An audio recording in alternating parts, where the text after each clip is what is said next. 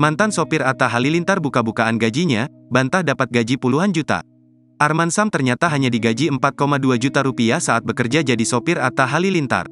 Arman Sham menyampaikan hal tersebut setelah sebelumnya banyak orang mengira gajinya puluhan juta. Sebelumnya, mantan sopir Atta Halilintar itu jadi sorotan seusai fotonya viral di media sosial Twitter. Dalam foto, ia sedang duduk di pinggir jalan dengan sebuah papan yang bertuliskan, mantan sopir viral A Halilintar yang dizalimi sehingga menderita 2 tahun. Saat ditemui, Arman menceritakan kisahnya setelah tak bekerja lagi dengan Atta Halilintar.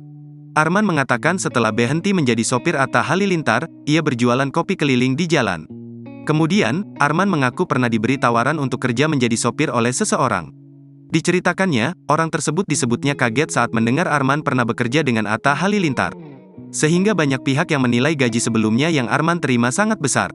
Sementara Arman juga bingung dengan perkataan orang tersebut. Sebab, Arman mengaku gajinya saat bekerja dengan Atta Halilintar tak sebesar yang diduga orang tersebut.